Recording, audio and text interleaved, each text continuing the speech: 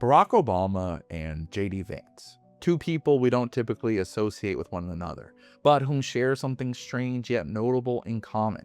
Something that not only ties them together, but tells us a lot about those who seek power and the two broad worldviews they seek to represent. These two men, who seemingly couldn't be farther apart ideologically, actually mirror each other to a surprising extent. Both were raised partly by their grandparents during some of their mother's periodic absences, accompanied by stepfathers that were in and out of their lives. Both of these kids had potential in high school that wasn't fully realized until their college years, eventually receiving law degrees from two of the most prestigious institutions on the planet. Both of these men rose through the ranks in extraordinary and unlikely ways, both looking to the future with ambition and a distinct idea of what America was. And how did they express this idea? How did they choose to introduce themselves to the world in anticipation of a career that would take them to the height of political power through the art of the political memoir? Dreams from My Father by Barack Obama and Hillbilly Elegy by JD Vance are different from the standard ghost-written campaign books that candidates usually put out to up their name ID. These books are fascinating artifacts that parallel each other, just as the lives of these two men do. But what's striking is not just the similarity in their life stories, but the function of the work that brought them to prominence. I would wager heavily that both Obama and Vance knew they wanted to aim for high political office when writing these memoirs. Are they cynical projects meant to set up the author's identity and set the stage for a later political career? I would argue yes, definitely. But I find the format in which they chose to do so fascinating.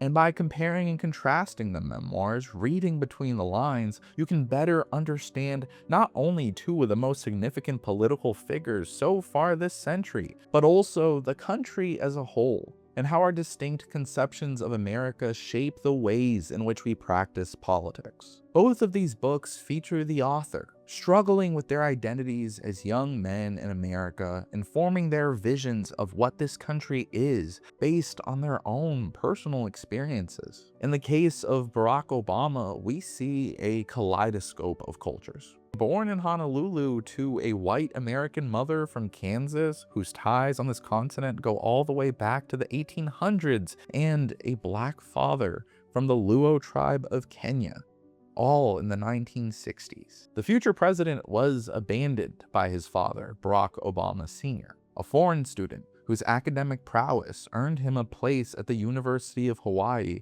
and later at Harvard, leaving the future president with only his name and the color of his skin to remember him by. Barry, as he was called at the time, was raised exclusively by the white members of his family, his mother Anne, and his grandparents. His skin color was light enough that most assumed he was of Hawaiian heritage, like many of the others he grew up with. In the book, he writes quite personally about his racial identity as a black child with few black adults to look up to. His life growing up was unique in a way that made him constantly ask questions. Even the tenuous connection he had to his father wasn't one of traditional black American heritage, it was Kenyan. In fact, it was Obama's white American mother, Stanley Ann Dunham, who taught him the long struggle for equal rights that black Americans had been fighting for during the civil rights movement. JD Vance, on the other hand, was born James Donald Bowman in Middletown, Ohio, to James and Beverly. The exact timeline of events isn't quite clear, and Vance himself says he's just working off of his own memory. But the couple divorced when Vance was very young. He recounts that his mother, Beverly, was very bright in high school and could have done well in college, but it never quite worked out. She got pregnant with Vance's older half-sister and struggled from then on. His early life would be marked by poverty, his mother's drug addiction, and various men who walked in and out of their lives, some of whom abused his mother physically and emotionally, while young JD had to watch. Two pivotal figures in his life were his maternal grandparents, Mama and Papa, as he called them, who guided JD through much of his life and eventually took him in as his mother struggled with drug addiction. Throughout the memoir, Vance expresses fond feelings for the culture he grew up in, while simultaneously lamenting its fatalism. If Dreams from My Father is a search for racial identity, inheritance, what your family passes along for you, and what it means to be an American, Hillbilly Elegy is then a search for an identity of values, how you decide your own life. And the one that Vance carves out for himself is one of personal responsibility above all. Growing up in Hawaii had already separated Obama from mainstream American culture, but the young boy would venture even further. His mother would marry another foreign student, an Indonesian man named Lolo. Eventually, Ann and Barry would accompany Lolo back to Indonesia, where Obama lived from ages 6 to 10. I learned early that being half American, half Kenyan in a country where most people had neither parent from elsewhere made me an outsider. And yet, I also found that friendship and curiosity could bridge gaps, that it was possible to connect across differences. During this time, Obama affectionately writes about his mother waking him up hours before school to study English because he wasn't getting the best education in Indonesia. Eventually, Anne decided that the best thing she could do for young Barry would be to send him back to Hawaii to live with her parents, while she continued to work as an anthropologist in Jakarta. Now we go into the era of their lives in which both Obama and Vance were raised by their grandparents. Obama's grandparents, Stan and Madeline, were middle class. His grandfather, who he refers to as Gramps in the book, worked as a furniture salesman and always had some sort of scheme to get rich, often talking himself up to seem bigger than he was. Obama's father, on the other hand, was a figure whose absence loomed large, yet who the family spoke about with great regard, talking up his brains and achievements to the young boy, who only had these words to hold on to, eventually meeting him a handful of times in his life, but never for too long. I find it striking just how much Obama looks like his mother, and to an even greater extent his grandfather. The head shape and facial features are unmistakable.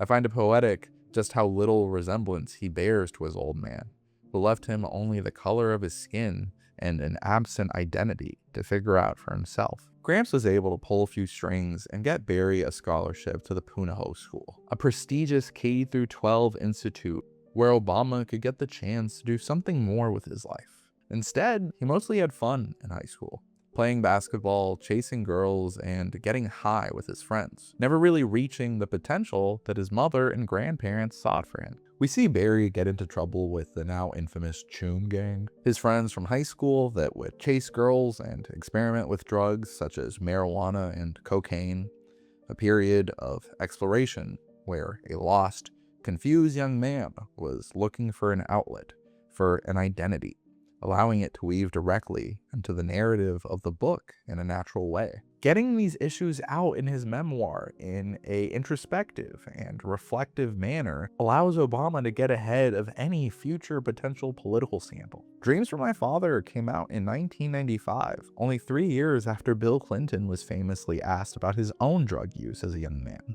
When I was in England, I experimented with marijuana a time or two, and I didn't like it, and didn't inhale, and never tried it again. Drug use casts quite a different shadow on Hillbilly Elegy and the life of J.D. Vance. Vance also casts himself as an undisciplined high schooler, one who wanted to go to college upon graduating, but who couldn't figure out how to pay for it. Here, the future vice president made the pivotal decision to join the Marine Corps, which he credits with teaching him the discipline he needed.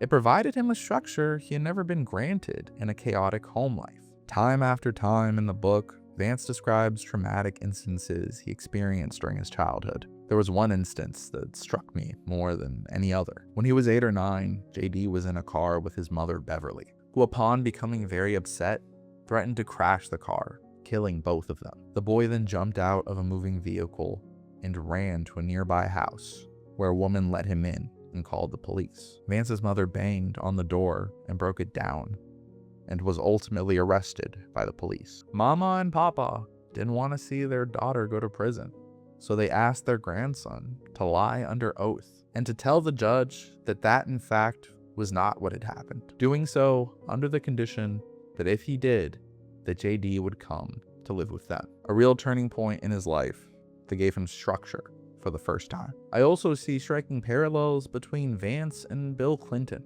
of all people. Vance's working class upbringing and Clinton's small town southern childhood are quite reminiscent of one another. A bright kid growing up in a dysfunctional family dynamic where they saw mothers get abused by men who left much to be desired as father figures. The fact that Clinton and Vance are in different political parties is more a matter of circumstance than anything else. Vance's family originally hailed from Kentucky, which along with Clinton's Arkansas were Democratic strongholds for decades. Following the Civil Rights Movement and the solidification of Republicans as the conservative party and Democrats as the liberal one, the South slowly but surely shifted away from the Democratic column. If Vance had been born 2 generations earlier, he would have very likely been a Democrat. A very different type of Democrat than the ones in the party today, but a Democrat nonetheless. Just as Bill Clinton, had he been born later, would have very likely been a Republican. Listen to this passage from the book where Vance describes his grandparents' political leanings. On politics, for example,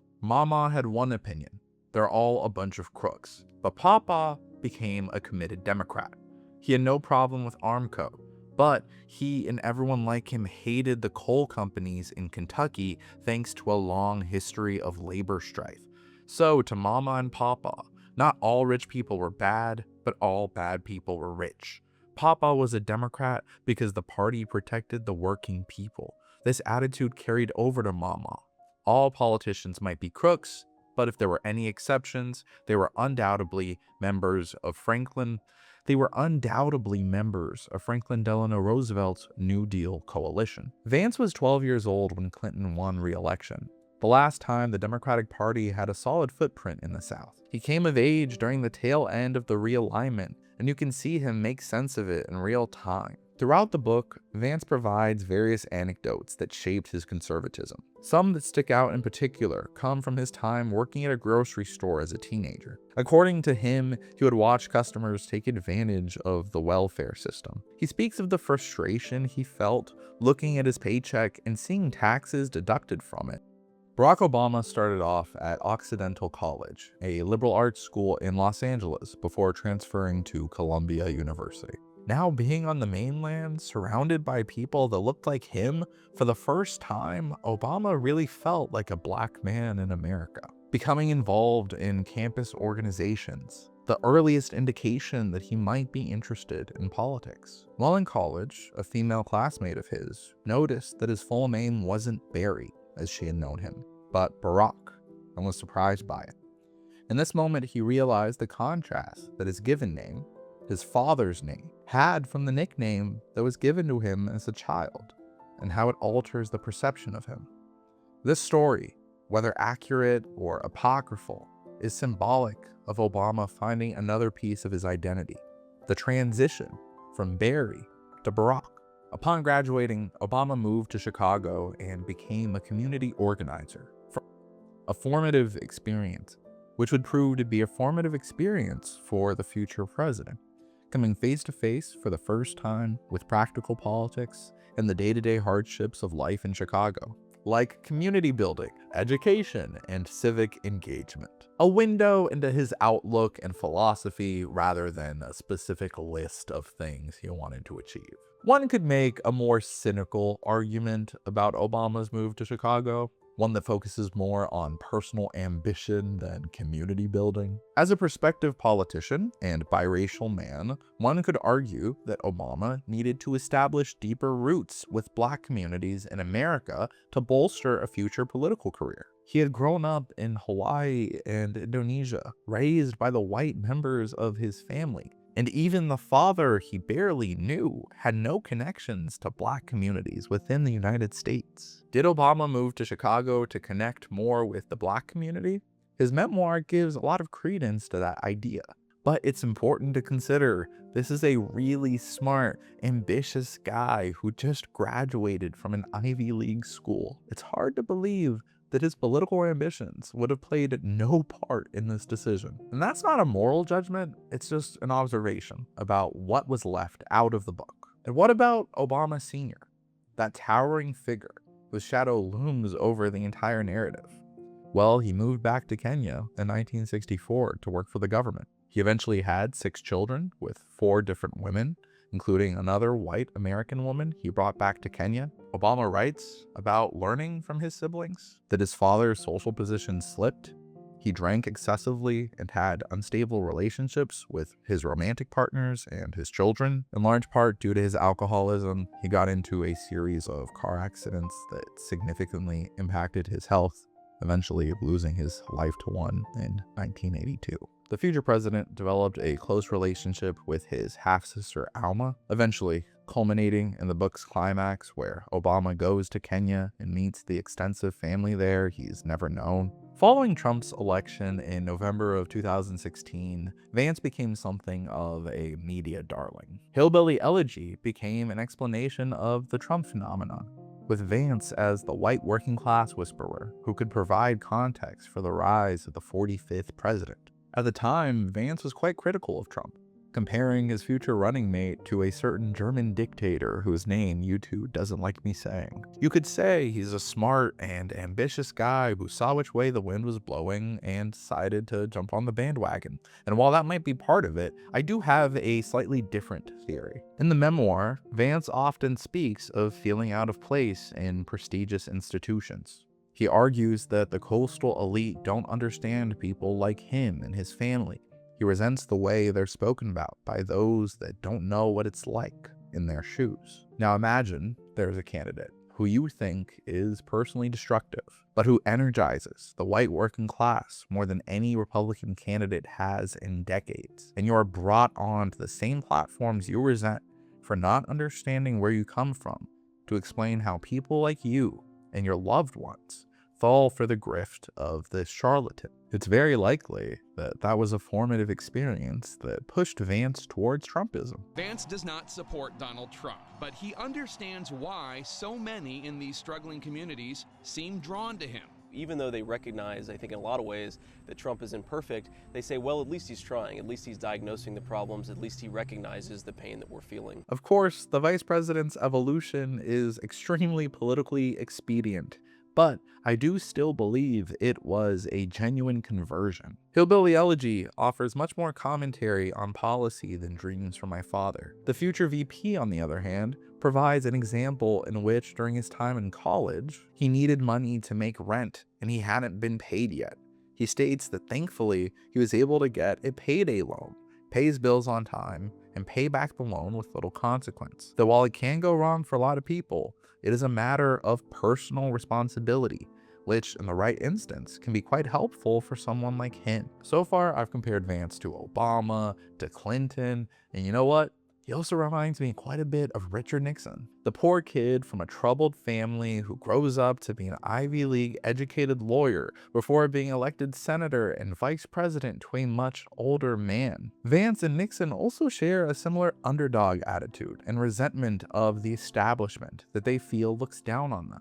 Both Vance and Obama make it clear that they changed aspects of the truth in their memoirs, either in service of the narrative or to reflect their perception of the events, even if that's not what really happened. You can read between the lines and notice the things that they don't tell you. Obama doesn't mention past romantic relationships that other biographers have demonstrated to be quite formative in his life. Vance doesn't dive too deeply into an interest in politics at all.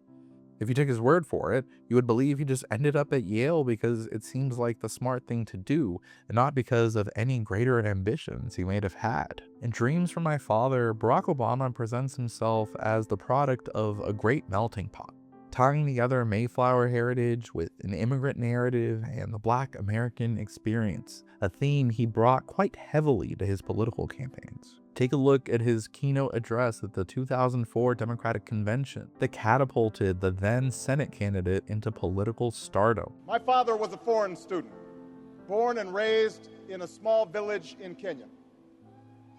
He grew up herding goats, went to school in a tin roof shack. His father, my grandfather, was a cook, a domestic servant to the British. But my grandfather had larger dreams for his son. The day after Pearl Harbor, my grandfather signed up for duty, joined Patton's army, marched across Europe. Back home, my grandmother raised a baby and went to work on a bomber assembly line.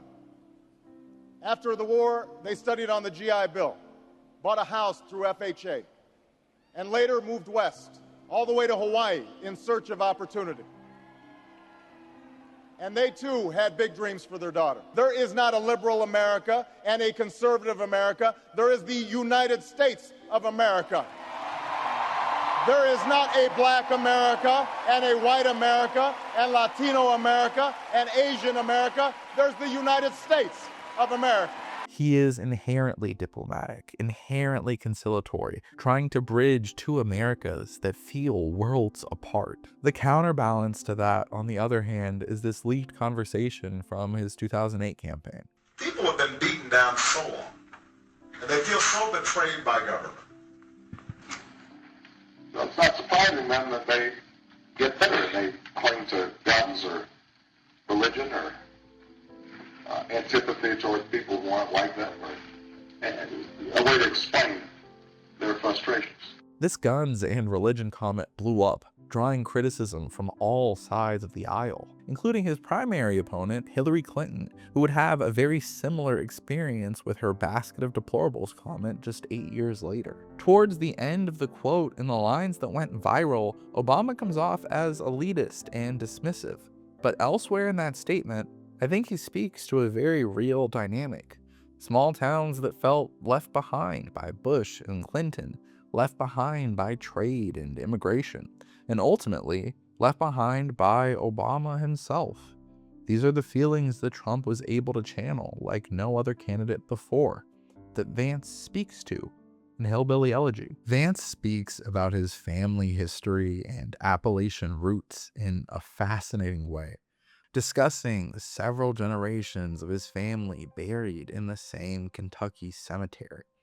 Now, in that cemetery, there are people who were born around the time of the Civil War.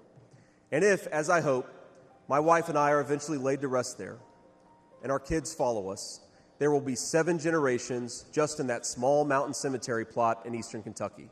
7 generations of people who have fought for this country, who have built this country, who have made things in this country, and who would fight and die to protect this country if they were asked to. Obama might describe America as an idea to aspire to, but Vance directly refutes that, arguing that America is a place where people are born and buried, where you can rest along your ancestors in the same plot of land. Now, it's one of the 10 poorest counties in the entire United States of America. They are very hardworking people, and they're very good people. They're the kind of people who would give you the shirt off their back even if they can't afford enough to eat. And our media calls them privileged and looks down on them. But they love this country not only because it's a good idea, but because in their bones they know that this is their home, and it will be their children's home, and they would die fighting to protect it. One could argue that Vance and Obama are simply on different spots of the same ancestral ladder, albeit coming from vastly different perspectives. Second Lady Usha Vance is the daughter of Indian immigrants.